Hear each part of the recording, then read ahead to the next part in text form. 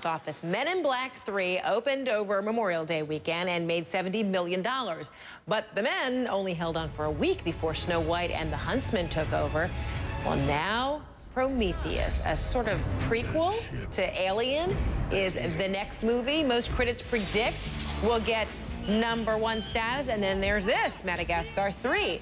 The third installment in the series is the first true children's movie released since March, and that could help the film gain the top box office spot. All right, so let's talk more about Prometheus. It's kind of hard to say. And Madagascar 3, this weekend's top picks. Will they be able to live up to the hype? Our movie critic, Matt Atchity with RottenTomatoes.com, joining us now from Los Angeles. So good to see you.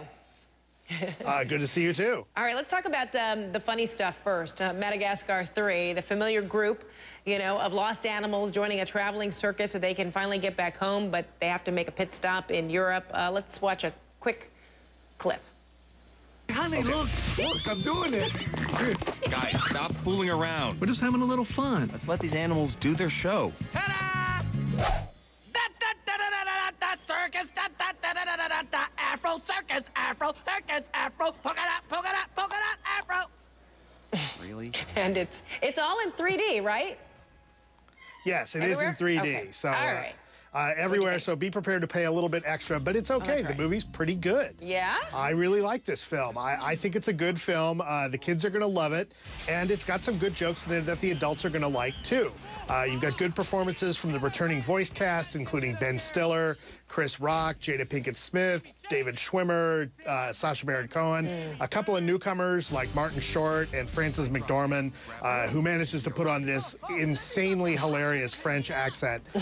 It's a really fun movie. It's, you know, like I said, it's got a lot of laughs. It's great to look at, and I think it's a solid film and a good time. Well, it always seemed like a kid's movie that really had great adult humor anyway. 1 and 2, we saw that, and so I guess why wouldn't they continue that thread in 3? So you're great on this one?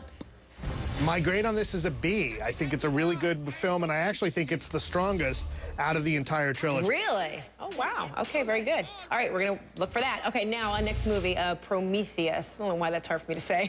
Anyway, a prequel to Alien versus the Predator, where a team of space explorers travel to the edge of the Earth. Let's take a look.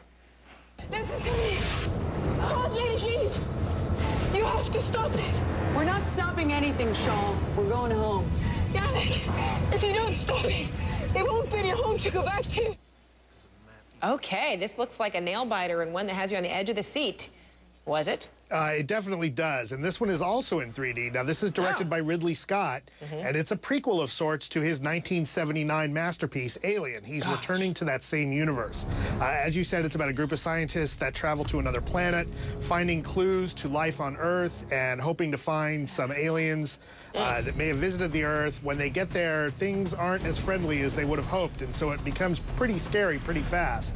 The movie is beautiful to look at. It's got a great story, and definitely has some very terrifying sequences, but I think that setting it in the Alien universe actually took away from it a little bit, and sometimes there's some shortcuts that they take here, and it kind of, you know, takes you out of the movie almost a little bit. You kind of know where some of the characters are going to go based on what you know about the alien world. So, but overall, I think it's a really solid film, and something that if you've been looking forward to this, I think you're going to like this a lot. People have been waiting for this for a couple of years since they heard Ridley Scott was revisiting it. Oh, my goodness. Okay, your grade? My grade is a B. I think it's not a perfect movie, but it really effectively blends science fiction and terror. Okay, very good. And then, you know, before we let you go, you can tell us about your new Sirius radio show. I've been listening to the promos. Yes, we have a new show, Rotten Tomatoes Radio, and it's on Sirius XM, Stars 2, Channel 104 at 6 p.m. Eastern on Thursdays. Oh, very good. All right, Matt, thanks so much. And, of course, folks at home, you can always check out Matt's grades and reviews by going to RottenTomatoes.com or, of course, listening to his new show on Sirius Radio, Channel 104. Thanks so much, Matt.